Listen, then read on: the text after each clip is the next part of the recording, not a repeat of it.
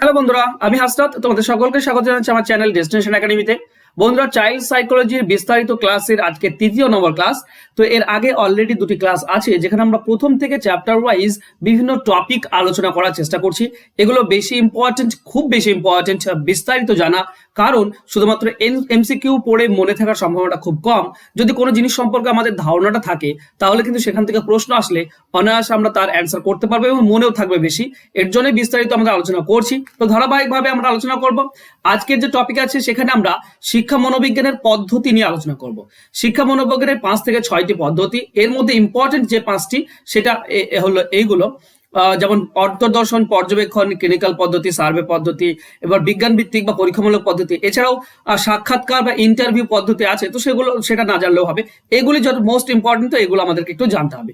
এগুলো নিয়েই আজকের ক্লাস। তো প্রথম থেকে শেষ জেনে নাও, শেষ পর্যন্ত থাকো, দেখো। যদি সাবস্ক্রাইব না করে থাকো আমার চ্যানেলটিকে সাবস্ক্রাইব করে নাও, কারণ এই নিয়ে ক্লাস তোমরা পেতে থাকবে। আর শেষে আমরা দেখবো আগামীতে কি কি টপিক আমরা আলোচনা করছি, মানে বৃদ্ধি বিকাশ নিয়ে কিন্তু আগামীতে আলোচনা হবে নেক্সট ক্লাসে। চলো শুরু করে আজকে ক্লাস।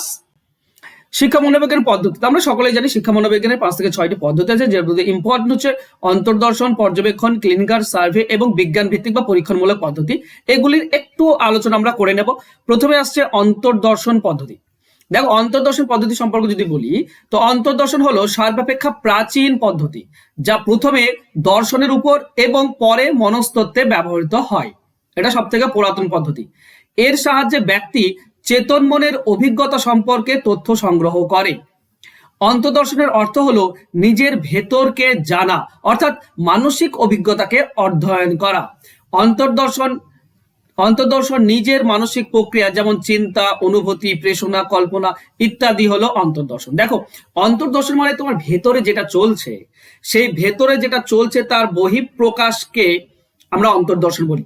মানে ভেতরের জিনিসটাকে যদি আমরা দেখি বা জানি বা তা নিয়ে অধ্যয়ন করি, সেটাই হচ্ছে অ্যাকচুয়ালি অন্তর্দর্শন। যেমন তোমার ভেতরে চিন্তা থাকতে পারে, তুমি চিন্তা ভাবনা করলে কিরকম তোমার অবস্থা হবে, বা তোমার অনুভূতি, বা তুমি লোভ প্রেষণা যদি থাকে, লোভ, দুঃখ, তোমার নিদ্রা, ক্ষুধা, এগুলো থাকলে কেমন হবে, কল্পনা করলে তোমার কেমন, এই সব জিনিসগুলোকে বাইরে থেকে চেনা জানা গুলো হচ্ছে ভেতরের দর্শন বা অন্তর্দর্শন। ওকে, চলো।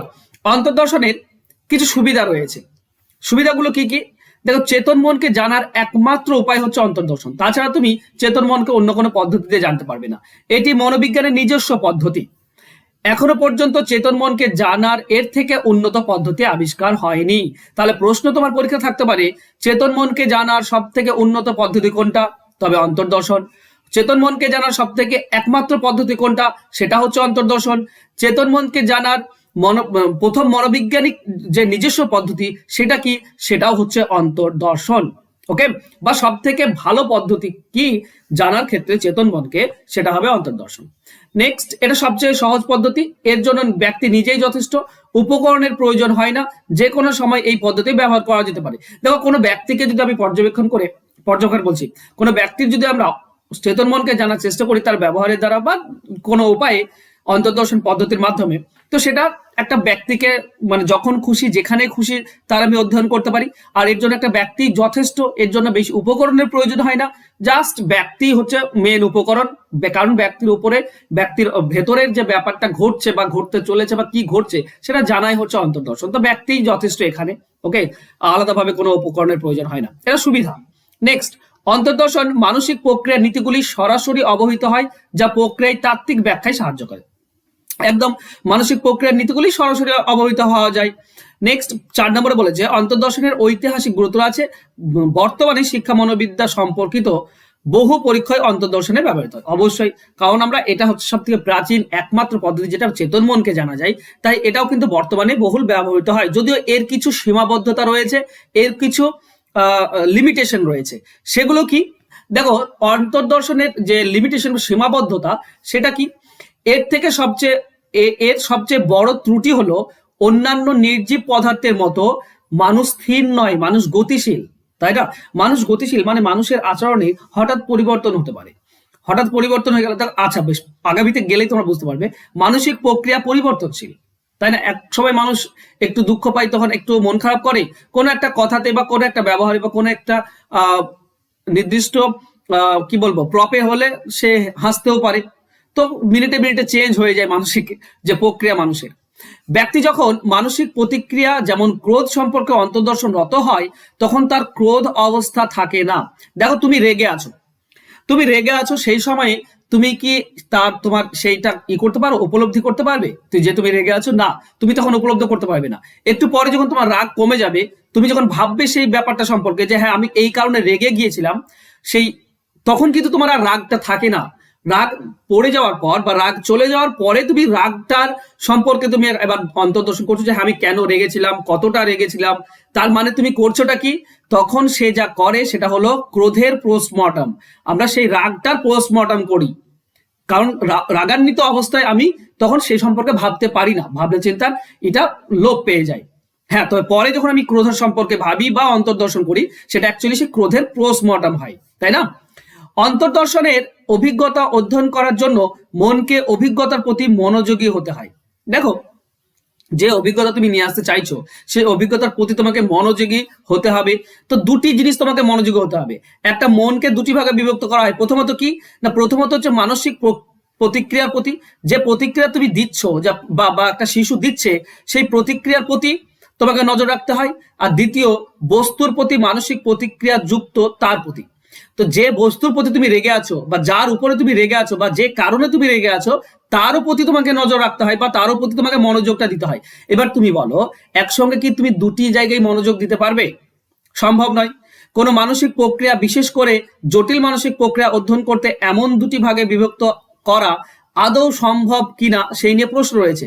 মনকে দুটি ভাগে ভাগ করে একটা সম্পর্কে তুমি যে মানসিক প্রতিক্রিয়া সম্পর্কে ভাবছো সেই নিয়ে মন দেওয়া, আবার যার প্রতি তুমি সেই প্রতিক্রিয়াটা দিচ্ছ তার প্রতি মন দেওয়া, দুটির মধ্যে মানে একসঙ্গে মন দেওয়াটা কঠিন জিনিস।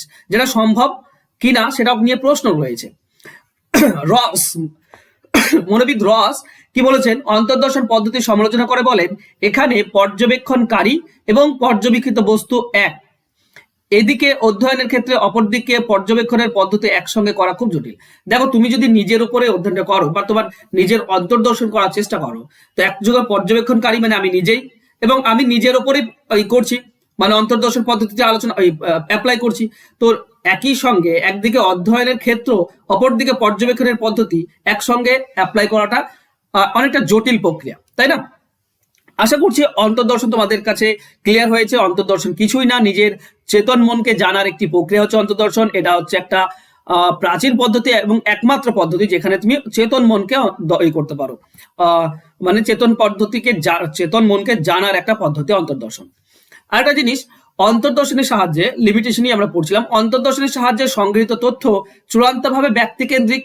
এখানে তুমি নিজেই যদি তোমার নিজের উপর অ্যাপ্লাই করো তো এটা ব্যক্তি কেন্দ্রিক। এই নির্ভরযোগ্যতা পরিমাপ করা সম্ভব নয়, ব্যক্তি বিশেষে এটা চেঞ্জ হয়ে যায়। একই পরিবেশে, ধরে নাও একই পরিবেশে আছো দুজন, এবার তুমি আর তোমার বন্ধু দুজনে একই পরিবেশে আছো, তোমার যে ভেতরের যে ক্রিয়া, সেটা মানসিক ক্রিয়া, সেটা যা হবে তোমার বন্ধুর ক্ষেত্রে তাই হবে, সেটা কিন্তু মানে নয়, মানে যুক্তিযুক্ত কথা নয়, আলাদা হতেই পারে, তাই না? দেখো, পরে আছে, একই পরিস্থিতিতে একই অভিজ্ঞতার উপর বিভিন্ন ব্যক্তির দ্বারা অন্তর্দর্শন পদ্ধতি প্রয়োগ করে বিভ্রান্তিকর তথ্য পাওয়া গেছে। মানে তুমি যে এটা দেবে, তথ্যটা দেবে, তোমার বন্ধু সে একই তথ্য দেবে, তার কোনো মানে নেই। তো অন্তর্দর্শনের প্রাক ধারণার প্রভাব দেখা যায়, যার ফলে তথ্যের যথার্থতা সম্পর্কে সন্দেহের অবকাশ থাকে। হ্যাঁ, অবশ্যই, মানে প্রথম যে ধারণা, সেই ধারণাটার উপরে কিন্তু জোর দেওয়া হয়। পরবর্তী মাঝের বা পরবর্তী শেষ স্টেজের যে ধারণা, তার উপর কিন্তু জোর দেওয়া হয় না। অস্বাভাবিক ব্যক্তির পক্ষে অন্তর্দর্শন সম্ভব নয়। তাও মানসিকভাবে হোক বা শারীরিকভাবে হোক বা যে কোনো অন্যভাবে হোক, সাধারণ মানুষের থেকে যদি অস্বাভাবিক অন্য একজনকে ব্যক্তির পক্ষে কিন্তু এটা সম্ভব নয়, অন্তর্দর্শন সম্ভব নয়। অন্তর্দর্শন থেকে প্রাপ্ত তথ্যের গুণগত এবং পরিমাণগত বিশ্লেষণ করা কঠিন। এর জন্য প্রয়োজন হলো বিশেষ প্রশিক্ষণ প্রাপ্ত ব্যক্তি। মানে সবাই এই অন্তর্দর্শনের ব্যাখ্যা দিতে পারবে না বা অন্তর্দর্শন পদ্ধতি সবাই সেটা অ্যাপ্লাই করতে পারে না, এর জন্য কিন্তু প্রশিক্ষণ প্রাপ্ত ব্যক্তির প্রয়োজন। নেক্সট, দ্বিতীয় পদ্ধতি ছিল পর্যবেক্ষণ। ঠিক আছে, পর্যবেক্ষণ পদ্ধতিটা কি সেটা দেখে নাও। আক্ষরিক অর্থে পর্যবেক্ষণ হলো বাইরে থেকে দেখা। পর্যবেক্ষণ মানেই হচ্ছে দেখা, তো বাইরে থেকে দেখা হচ্ছে এটা আক্ষরিক অর্থ। প্রায় সমস্ত রকমের গবেষণার ক্ষেত্রে তথ্য সংগ্রহের জন্য পর্যবেক্ষণ একটি গুরুত্বপূর্ণ এবং মৌলিক পদ্ধতি। দেখো, প্রায় সমস্ত রকম পদ্ধতিতে কিন্তু পর্যবেক্ষণ একটাই, কারণ তুমি বাইরে থেকে তো দেখতে হবে। যদি কোনো শিশুর উপর অ্যাপ্লাই করো বা কোনো নির্জীব বস্তুর উপরে অ্যাপ্লাই করো, তোমাকে বাইরে থেকে দেখতে পর্যবেক্ষণ করতেই হবে। তাই প্রায় সমস্ত রকমের গবেষণাতে কিন্তু এটা অ্যাপ্লাই করা হয়। ব্যক্তির আচরণ পর্যবেক্ষণের মাধ্যমে তথ্য সংগ্রহ করে ভেতরে যে মানসিক প্রতিক্রিয়া ক্রিয়াশীল তা অধ্যয়ন করাই হলো এই পদ্ধতির উদ্দেশ্য। অন্তর্দর্শনেও কিন্তু আমরা বাইরে থেকে দেখে ভেতরটা করি, কিন্তু অন্তর্দর্শনের ভেতরে যেটা চলছে, যে ক্রোধ হোক, ক্ষুধা হোক, নিদ্রা হোক, লোভ হোক, এই মানে প্রেষণা হোক, এই সব কিছুকে বিশ্লেষণ করা হচ্ছে অন্তর্দর্শন। কিন্তু এখানে বাইরে থেকে ভেতরের জিনিসটা অধ্যয়ন করা, তো ওটা ছিল বিশ্লেষণ করা, এটা ছিল অধ্যয়ন করা উদ্দেশ্য। ঠিক আছে, দেখো আভ্যন্তরীণ অবস্থায় প্রকাশ বাহ্যিক আচরণের মধ্যে দিয়ে ঘটে বলে মনে হয়। বাহ্যিক আচরণের ব্যক্তির মানসিক অবস্থার সংকেত বহন করে। শিশুর বিকাশ সম্পর্কে বহু গবেষণায় বিকাশের বৈশিষ্ট্যের উপর আলোকপাত করেছে, যা শিশু মনস্তত্ত্বের ক্ষেত্রে গুরুত্বপূর্ণ ভূমিকা পালন করে। অবশ্যই গুরুত্বপূর্ণ, প্রচুর এর গুরুত্ব আছে। পর্যবেক্ষণকে বিভিন্ন শ্রেণীতে ভাগ করা যায়, যেমন স্বাভাবিক, কৃত্রিম, সংগঠিত, অসংগঠিত, অংশগ্রহণকারী, অংশগ্রহণকারী নয়। এইভাবে কিন্তু পর্যবেক্ষণকে বিভিন্ন শ্রেণীতে ভাগ করা যায়। এটাও কিন্তু প্রশ্নে আসে, পর্যবেক্ষণকে যে শ্রেণীতে ভাগ করা যায়, কোন শ্রেণীতে ভাগ করা যায়। একটা এই তিনটির মধ্যে একটা দিয়ে দিল, স্বাভাবিক, কৃত্রিম, তারপর সংজ্ঞায়িত, অসংজ্ঞায়িত, এরকম অনেক অপশন দেবে তোমাকে। সেখানে এই তিনটির মধ্যে যেটা অপশনে থাকবে সেটাই আমাদের অ্যান্সার হয়ে যাবে। ওকে, চলো নেক্সট। স্বাভাবিক পর্যবেক্ষণ, দেখো স্বাভাবিক আর কৃত্রিম নিয়ে আমরা আলোচনা করছি, মানে বললাম এখনই। তো এই স্বাভাবিক পর্যবেক্ষণ আর কৃত্রিম পর্যবেক্ষণটা কি একটু জেনে নাও। শিশু বা প্রাপ্তবয়স্ক ব্যক্তিকে যখন স্বাভাবিক পরিস্থিতিতে পর্যবেক্ষণ করা হয় তাকে স্বাভাবিক পর্যবেক্ষণ বলে। জিনিসটা কি, যেমন পর্যবেক্ষণ করা হচ্ছে যে সে সম্পর্কে সচেতন থাকে, যাকে পর্যবেক্ষণ করা হচ্ছে সে কিন্তু সেই সম্পর্কে সচেতন থাকে না। যেমন তুমি একজনের উপর ধরো পর্যবেক্ষণ করছো, যেমন আচ্ছা উদাহরণ দেওয়া আছে এখানে, শিক্ষক খেলার মাঠে ক্রিয়ারত কোনো এক ছাত্রকে পর্যবেক্ষণ করে, সে তখন সেটা স্বাভাবিক পর্যবেক্ষণ। যেমন ধরো খেলছে, 10-12 জন ছেলে খেলছে, তুমি এক পার্টিকুলার একজন ছেলেকে পর্যবেক্ষণ করছো, সেই ছেলেটা কিন্তু জানেই না যে একজন শিক্ষক তাকে পর্যবেক্ষণ করছে।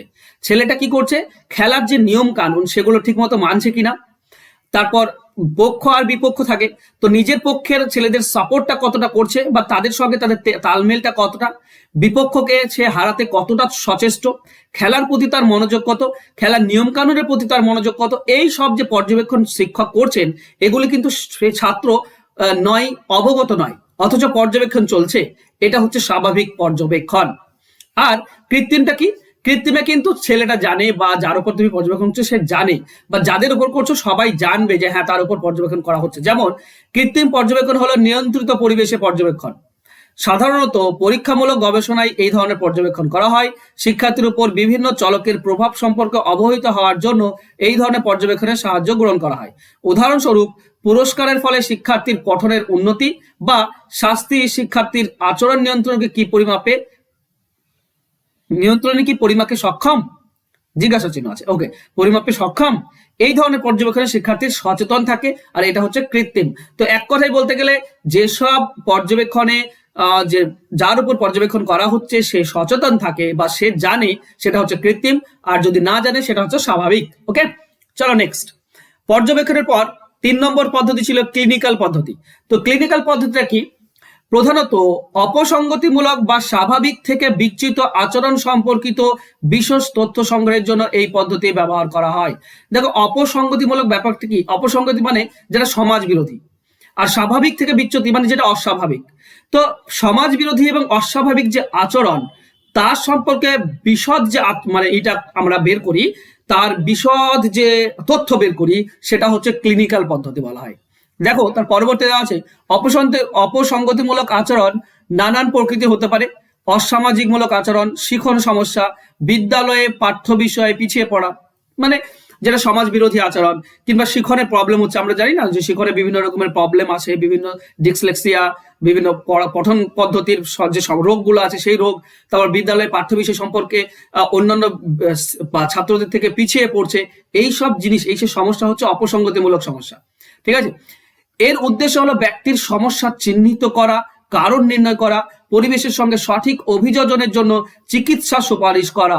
ক্লিনিক্যাল পদ্ধতিতে তাহলে উদ্দেশ্যটা কি, কারণ মানে কারণটা চিহ্নিত করা, সমস্যাটা চিহ্নিত করা, কারণ চিহ্নিত করা, এবং তাকে ঠিক করার জন্য যে যে যে চিকিৎসা প্রয়োজন সেটাকে সুপারিশ করা।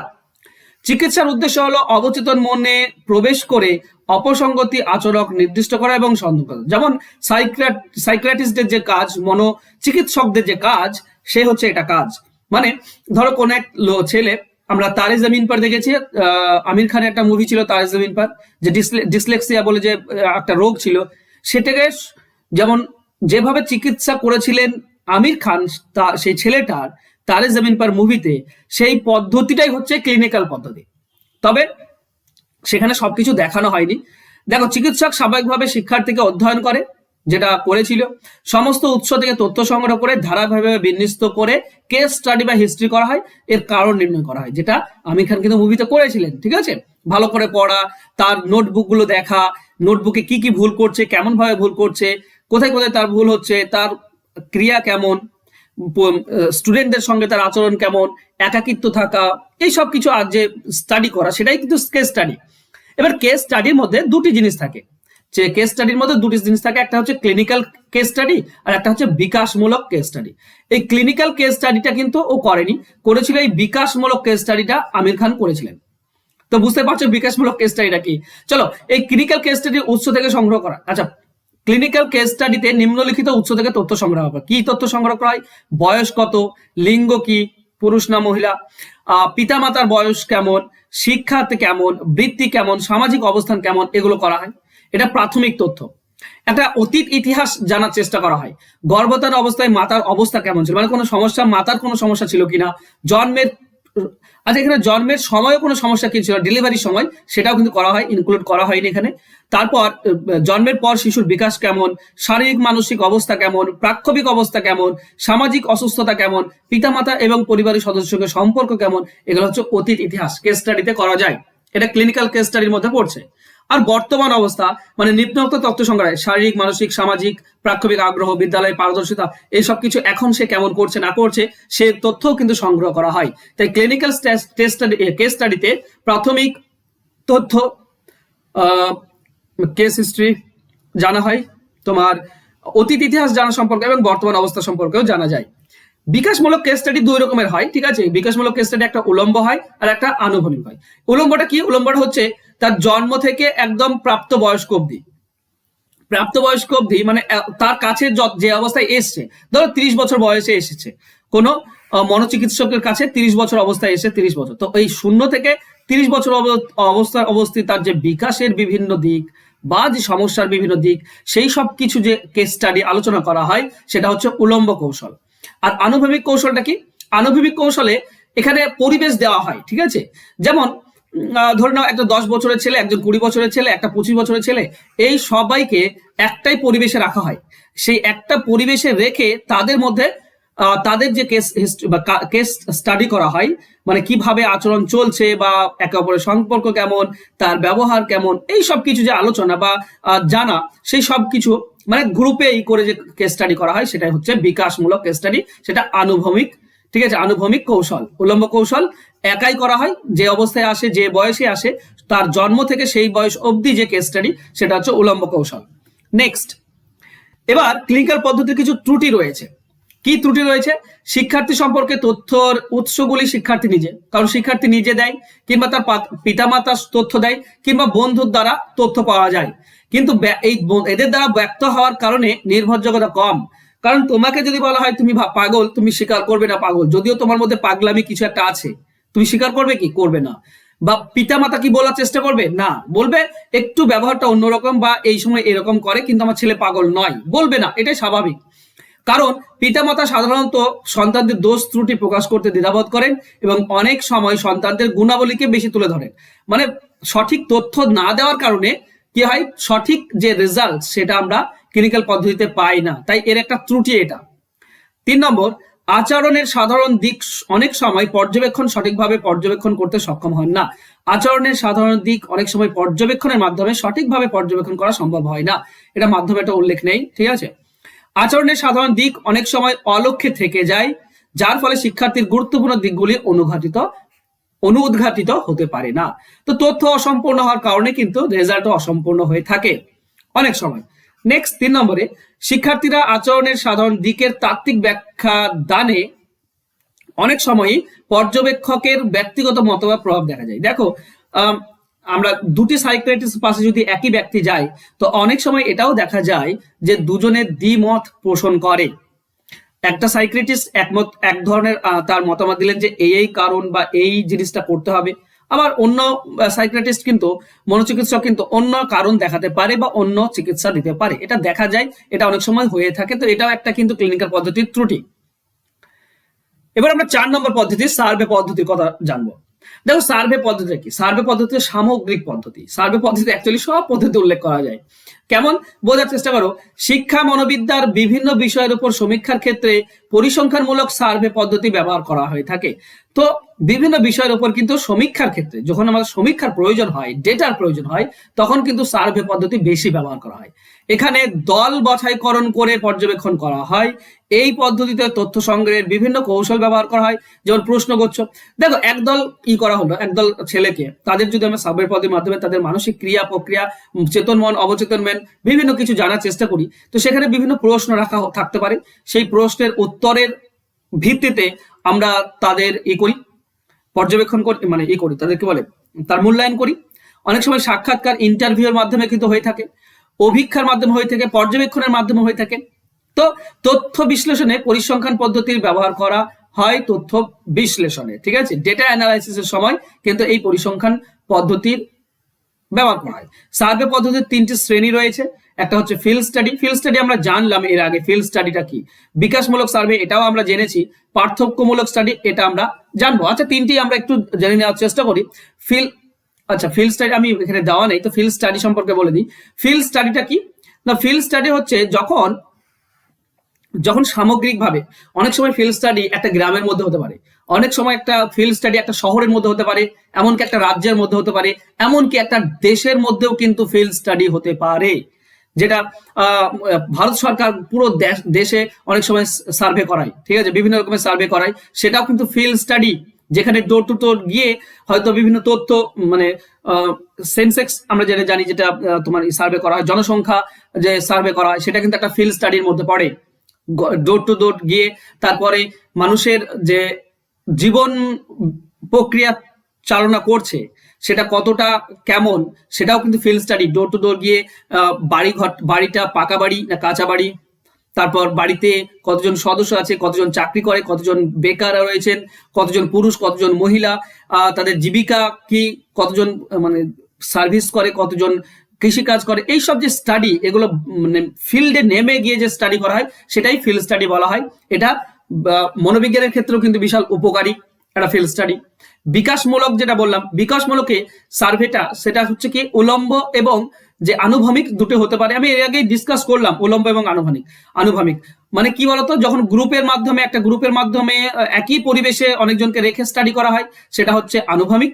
আর উলম্ব স্টাডি হচ্ছে পার্টিকুলার একজনকে তার জন্ম থেকে সেই অবধি অবস্থার মধ্যে তার যে বিভিন্ন বিকাশের যে পরিবর্তন, যে স্বাভাবিক না অস্বাভাবিক, সেই সব স্টাডি করা হচ্ছে তোমার উলম্ব সার্ভে। তো বিকাশমূলক সার্ভেও 2 রকমের হয়ে থাকে। আর একটা আছে পার্থক্যমূলক কি বলতো, একটা ধরো জাতির মধ্যে করি, বা দুটি গ্রামের মধ্যে হতে পারে, দুটি গ্রামের মধ্যে যে সার্ভে করা হয়, এদের মধ্যে যে পার্থক্যটা রয়েছে, তার যে ডেটা অ্যানালাইসিস, সেটা হতে পারে। কিংবা দুটি জাতির মধ্যে হতে পারে, যেমন শ্বেত বর্ণ বা সাদা রঙের যে নিগ্রোরা রয়েছে, সাদা বর্ণের যে নিগ্রো এবং কালো বর্ণের যে নিগ্রো, এদের মধ্যে যে বুদ্ধির পার্থক্য, বা বলতে পারো সংস্কৃতির যে পার্থক্য, বা জীবিকার যে পার্থক্য দুটি দলের মধ্যে, সেটাও কিন্তু অ্যাকচুয়ালি পার্থক্যমূলক সার্ভের মধ্যেই পড়ে। ওকে, আশা করছি বুঝতে পেরেছো সার্ভে পার্থক্যমূলক। এবার সার্ভের সুবিধা রয়েছে, কি কি সুবিধা রয়েছে সার্ভে পদ্ধতির। সমাজ বিজ্ঞানের বিষয়ে সমীক্ষা, অভিক্ষা, গবেষণায় এই পদ্ধতির বহুল ব্যবহার দেখা যায়। সমাজ বিজ্ঞানে কিন্তু এটা দেখা যায়, কারণ আমি এখনই বললাম নিগ্রোদের মধ্যে যে পার্থক্য রয়েছে সেটা বিশ্লেষণ করার জন্য সার্ভে পদ্ধতি লাগবে। সমাজ বিজ্ঞানের জন্য দুটি সমাজের মধ্যে, মানে সমাজ বলতে কি দুটি গ্রামের সমাজের মধ্যে কি পার্থক্য, এইসব জিনিস বুঝতেই পারছো আশা করছি। স্বাভাবিক ধারণা বা সামগ্রিক ধারণা দিয়ে দিচ্ছি, তোমরা জানে এইসব জিনিস জানা থাকো। শিক্ষা মনোবিজ্ঞান সমেত সমাজবিজ্ঞানের বিভিন্ন বিষয়ে অনেক সমস্যা আছে, যার উপর সমীক্ষা পদ্ধতির ক্ষেত্রে সার্ভে পদ্ধতি ব্যতীত অন্য কোনো পদ্ধতি ব্যবহার করা সম্ভব নয়। যেমন কি শিক্ষায় বেসরকারীকরণের প্রতি, শিক্ষা ব্যবস্থার প্রতি জনমত, এটা সার্ভে দ্বারাই তো করা যায়, তাছাড়া তো কি করবে, শিক্ষায় বেসরকারীকরণ করতে যাচ্ছে, তো এর যে মতামত এটা তো সার্ভে করে করতে হবে। সহশিক্ষার প্রতি মহিলা এবং পুরুষদের মনোভাব, এটাও তো সার্ভে করে করতে হবে। শিক্ষার মানে শিক্ষকদেরকে নিয়ে সার্ভে করা হয়, যেখানে মহিলা শিক্ষক এবং পুরুষদের মনোভাব কি, একসঙ্গে সহশিক্ষা দিলে ছাত্রছাত্রীদের সহশিক্ষা দেওয়ার ক্ষেত্রে মনোভাবটা কি, এটাও সার্ভের মাধ্যমেই নির্ধারিত করা হয়। বিস্তৃত ক্ষেত্র সমীক্ষা করার জন্য এই পদ্ধতি আদর্শ। আমি তোমাকে বললাম দুটি দেশের মধ্যে যদি আমরা করি বা পুরো একটা দেশের মধ্যে যদি সার্ভে করি, তো এই সার্ভে পদ্ধতিটাই যথেষ্ট, মানে করাটাই যুক্ত, অন্য কোনো পদ্ধতি অ্যাপ্লাই করা সম্ভব নয়। দেখো কার্লিঙ্গার বলেছেন 600 থেকে 700 ব্যক্তি বা পরিবারকে নিয়ে দল গঠন করে সার্ভে পদ্ধতির সাহায্যে মূল্যবোধ সম্পর্কে গবেষণার জন্য তথ্য যথেষ্ট। মানে ধরো মূল্যবোধ সম্পর্কে যদি সার্ভে করা হয়, তাহলে কালিঙ্গার যেটা বলেছেন, উনি বলেছেন কম থেকে 600 থেকে 700 পরিবার বা সদস্য বা ব্যক্তিকে যদি বলা হয়, জিজ্ঞেস করা হয় বা তাদের মধ্যে সার্ভে করা হয়, তাহলে যথেষ্ট। সার্ভে পদ্ধতি তাত্ত্বিক গবেষণার ক্ষেত্রেও প্রয়োগ করা যায়। চলো নেক্সট, এবং আজকের যে 5 নম্বর পদ্ধতি সেটা হচ্ছে পরীক্ষণমূলক পদ্ধতি। আর এটা কি, এটা হচ্ছে অ্যাকচুয়ালি বিজ্ঞান ভিত্তিক পদ্ধতি। ঠিক আছে, মানুষের আচরণকে নৈর্ব্যক্তিক এবং বিজ্ঞান ভিত্তিক করে তোলার জন্য মনোবিদদের অক্লান্ত প্রচেষ্টার ফলেই পরীক্ষামূলক পদ্ধতির বিকাশ ঘটে। আচরণবাদের একটি বড় অবদান হলো পরীক্ষামূলক পদ্ধতির সাহায্যে মানুষের আচরণ বোঝা, নিয়ন্ত্রণ করা এবং ভবিষ্যৎবাণী করা। শিক্ষা মনোবিজ্ঞানের কোনো কোনো ক্ষেত্রে উৎকর্ষতার সঙ্গে অধ্যয়ন করার জন্য পরীক্ষণমূলক পদ্ধতির ব্যবহার করা ব্যতীত অন্য কোনো বিকল্প নেই। এবার পরীক্ষামূলক পদ্ধতিটা কি, কিভাবে শেখে তার পরীক্ষা করা, কিভাবে সেই শেখন অন্য বিষয়ে শিখতে সাহায্য করে তার পরীক্ষণ করা। পরীক্ষার এটাই হচ্ছে অ্যাকচুয়ালি এক আসল পরীক্ষণ পদ্ধতি। অনেকের মধ্যে পরীক্ষা হলো নিয়ন্ত্রিত পর্যবেক্ষণ, উপাদানের বৈচিত্র্য সঠিকভাবে সংখ্যার মাধ্যমে ব্যক্ত করা এবং বিকল্পগুলিকে কঠোরভাবে বিচার করার ক্ষেত্রে একমাত্র উপায় হচ্ছে পরীক্ষণ পদ্ধতি। তো এখানে প্রশ্ন হতে পারে, সঠিকভাবে সংখ্যার মাধ্যমে ব্যক্ত করাকে কি বলা হয় বা কোন পদ্ধতির মাধ্যমে করা হয়? তারপর বলতে পারে নিয়ন্ত্রিত পর্যবেক্ষণ বা উপাদানের বৈচিত্র্য এইসবের ক্ষেত্রে কোন পদ্ধতি ব্যবহার করা হয়ে থাকে, বা বিকল্পগুলিকে বা হাইপোথিসিস, বিকল্প বলতে গেলে হাইপোথিসিস বলা হয়েছে, মানে এই হাইপোথিসিস গুলিকে কঠোরভাবে বিচার করার ক্ষেত্রে একমাত্র উপায় কোন পদ্ধতি? সবই হচ্ছে পরীক্ষণ পদ্ধতি বা বিজ্ঞান ভিত্তিক পদ্ধতি। ওকে, পরীক্ষামূলক পদ্ধতির যে ধারাবাহিক পদ্ধতি ব্যবহার করে তাকে পরীক্ষণমূলক নকশা বলে। পরীক্ষণমূলক নকশা বলা হয় পরীক্ষামূলক পদ্ধতির যে ধারাবাহিকতা তাকে। পরীক্ষামূলক নকশাটির দুটি অর্থ রয়েছে। দুটি অর্থ কি কি? একটা হচ্ছে প্রথমটিতে 6টি স্তর থাকে। অর্থের প্রথমটিতে 6টি স্তর আছে। এই স্তরগুলি একটু শুধুমাত্র জেনে নাও। একটা হচ্ছে গবেষণার সমস্যা নির্দিষ্টকরণ, প্রথম স্তর। দ্বিতীয় স্তর হচ্ছে হাইপোথিসিস গঠন, মানে বিকল্পগুলিকে চয়ন করা, সঠিক নকশাটা নির্বাচন করা, পরীক্ষার মাধ্যমে তথ্য সংগ্রহ করা, প্রাপ্ত ফলকে বিশ্লেষণ এবং মন্তব্য করা, আর শেষ হচ্ছে আলোচনা এবং মন্তব্য করা। তো প্রথম যে স্তর আছে, নকশা রয়েছে, সেই নকশার প্রথম অর্থ হচ্ছে এটা 6টি স্তরে বিভক্ত। আর দ্বিতীয়টা কি? পরীক্ষণমূলক নকশা দ্বিতীয় অর্থ হলো আরো নিয়ন্ত্রিত। এটা কি না, এটি হলো একটি পদ্ধতির সাহায্যে পরীক্ষায় অংশগ্রহণকারী ব্যক্তিদের পরীক্ষণমূলক শর্তের মধ্যে রাখা এবং সঠিক পরিসংখ্যান পদ্ধতি নির্দিষ্ট করা। তো এখানে কিন্তু পরীক্ষণমূলকের যে শর্তগুলি আছে সেই শর্তগুলি একদম ওদেরকে জানানো হয় এবং সেই শর্তের মধ্যেই রাখা হয় এবং তার বিচার বিশ্লেষণ করা হয় বা নকশা তৈরি করা হয়। তো এই ছিল। আচ্ছা, পরীক্ষামূলক পদ্ধতির সুবিধা এবং অসুবিধা রয়েছে, সেগুলো আমরা জেনে নিই। খুবই সহজ এবং সিম্পল, একবার পড়লেই মুখস্থ থাকবে। পরীক্ষামূলক পদ্ধতি সর্বোৎকৃষ্ট হচ্ছে ধারাবাহিক পদ্ধতি। এর সিদ্ধান্ত খুবই নির্ভরযোগ্য, সিদ্ধান্তগুলির যথার্থতা অন্যদের দ্বারা বিচার করা সম্ভব। সমস্যা সম্পর্কিত তথ্য সরবরাহ করা যায়, তথ্য সম্পর্কে কম্পিউটারের সাহায্য নেওয়া যায়, শিক্ষার্থীদের আচরণে কার্যকরণ সম্পর্কে উত্তমভাবে জানা যায়। কার্যকরণ যে সম্পর্ক একটা শিক্ষার্থীর মধ্যে, কোন কাজ করছে, তার কারণটা কি, এই যে সম্পর্ক, সেটা উত্তমভাবে জানা সম্ভব হয় এই পদ্ধতির মাধ্যমে। পুরনো চিন্তাধারাকে পরীক্ষা করে এবং সমস্যাকে নতুনভাবে দেখতে সাহায্য করে। আর পরবর্তী পরীক্ষণগুলিকে নতুন তথ্য সরবরাহ করা হয় এই পরীক্ষার মাধ্যমে। কারণ এখানে সব পদ্ধতির দ্বারা পরীক্ষণ পদ্ধতি, মানে এখানে যে জিনিসটা বেরিয়ে আসে সেটা কিন্তু অনেকটা বেশি নির্ভরযোগ্য। ওকে, সেটা পরবর্তীতে কাজে লাগে। পরীক্ষণ নিয়ন্ত্রণের কৌশল নিখুঁতভাবে ব্যবহার করা যেতে পারে। এগুলো সবই সুবিধা। অসুবিধাটা কি? অসুবিধা রয়েছে পরীক্ষামূলক পদ্ধতির। অসুবিধাটা একবার পড়ে নাও, মুখস্থ থেকে যাবে। এই পদ্ধতির ক্ষেত্রে প্রধান সমালোচনা হলো পরীক্ষাটি পরীক্ষাগারের ক্ষেত্রে হওয়ার ক্ষেত্রে যে সিদ্ধান্ত গ্রহণ করা হয় তা বাস্তব ক্ষেত্রে কতটা যথার্থ তা নিয়ে প্রশ্ন রয়েছে। কারণ এগুলো তো পরীক্ষা করা হয়, যেমন ইঁদুরের উপর পরীক্ষা, পায়রার উপর পরীক্ষা, কুকুরের উপর পরীক্ষা, এগুলো পরীক্ষাগারে পরীক্ষা করা হয়। কিন্তু দেখো একটা কুকুর যেটা বাইরে পরীক্ষাগারে যেভাবে আচরণ করবে, সেটা যে বাইরেও সেই কুকুর আচরণ একই আচরণ করবে তার কোনো মানে হয় না, তার মানে নেই বা না হতেও পারে। তাই এটা কিন্তু অসুবিধা। যেমন থর্নডাইকের খাঁচার মধ্যে বিড়ালের আচরণ মুক্ত অবস্থায় বিড়ালের আচরণের সঙ্গে কতটা সঙ্গতিপূর্ণ সেটা প্রশ্ন থেকে যায়। 2 নম্বর, পরীক্ষামূলক পদ্ধতির সামগ্রিক আচরণকে কি পরিমাণে ব্যাখ্যা করতে পারে সে সম্পর্কে জানা সম্ভব নয়। সামগ্রিক আচরণকে কতটা মানে এ পরীক্ষা করতে পারছে অ্যাকচুয়ালি সেটাও জানা সম্ভব নয়। 3 নম্বর, পরীক্ষণ পদ্ধতির অপর একটি সমালোচনা হলো শিশুদের আভ্যন্তরীণ আচরণ সম্পর্কে অধিক কিছু ব্যাখ্যা করা সম্ভব নয়। দেখো শিশুদের আভ্যন্তরীণ যে আচরণ, ভেতরের যে আচরণ, সেটা কিন্তু পরীক্ষণ পদ্ধতির মাধ্যমে সবটা বা পুরোটা ব্যাখ্যা করা সম্ভব নয়, অসম্ভব। শিশুর অশান্ত আচরণ পরীক্ষাগারে নানা রকম অসুবিধার কারণ হতে পারে। ধরো একটা শিশু খুবই বদমাস, খুবই আচরণ তার একদম মানে কারো কথা শোনে না, কাউকে মানে না, সেরকম যদি হয় তো তাকে নিয়ে করা অনেকটা, তার ভেতরের যে জিনিস জানা বা আভ্যন্তরীণ আচরণ সম্পর্কে অধ্যয়ন করা সেটা কঠিন হয়ে যায়। নেক্সট, মনস্তত্ত্বের অভিযোগ যাদের উপর পরীক্ষা করা হয়, মনস্তত্ত্বের অভিযোগ, আচ্ছা এটা মনস্তত্ত্ববিদদের অভিযোগ হতো, ঠিক আছে। মনস্তত্ত্ববিদদের অভিযোগ যাদের উপর পরীক্ষা করা হয়েছে তারা নিম্নস্তর প্রাণী, যেমন থর্নডাইকের ক্ষেত্রে বিড়াল, স্কিনারের ক্ষেত্রে পায়রা, ইঁদুর, এগুলো স্কিনার করেছিলেন। মানুষের মতো বুদ্ধিমান এবং জটিল প্রাণীর ক্ষেত্রে এই সিদ্ধান্তটা কতটা প্রযোজ্য হবে সেই নিয়ে প্রশ্ন থেকে যাচ্ছে। তো যেসব নিম্ন শ্রেণীর প্রাণী রয়েছে যেমন বিড়াল, পায়রা, কুকুর, এইসবের উপর পরীক্ষা করা হয়েছে, এদের যে মনস্তাত্ত্বিক স্থিতি সেই নিয়ে যে মানে এটা বেরিয়ে আসে, আমাদের মূল্যায়নটা বেরিয়ে আসে, মানুষ বা মানুষের মতো জটিল কোনো বুদ্ধিমান প্রাণী তাদের ক্ষেত্রে কিন্তু কতটা প্রযোজ্য হবে এই সিদ্ধান্ত সেই নিয়ে প্রশ্ন আছে, ঠিক আছে। তো এই ছিল আজকে ক্লাস। নেক্সট টপিক আমরা কি করব? নেক্সট টপিক আমরা বৃদ্ধি ও বিকাশের অর্থ জানবো, বৃদ্ধির বৈশিষ্ট্য, নীতি এবং শিক্ষাগত তাৎপর্য বিশ্লেষণ করব। আমরা বিশ্লেষণ করব বিকাশের বৈশিষ্ট্য এবং নীতি, আর সেই সঙ্গে বৃদ্ধি ও বিকাশের মধ্যে পার্থক্য, এই নিয়ে আমরা আলোচনা করব নেক্সট টপিকে। ওকে বন্ধুরা, এই ছিল আজকে ক্লাস। আশা করছি ক্লাস তোমাদের ভালো লাগবে। ক্লাস ভালো লাগলে একটা লাইক করে দাও, আর যারা সাবস্ক্রাইব করনি প্লিজ বেল আইকনটি দাবাও, লাল বাটনে সাবস্ক্রিপশন বাটন দাবিয়ে সাবস্ক্রিপশন করে নাও, বেল আইকন দাবাও, অল সিলেক্ট করো যাতে করে তোমরা আমার পরের ভিডিও নোটিফিকেশন পেয়ে যাও। দেখা হচ্ছে নেক্সট ক্লাসে। ধন্যবাদ।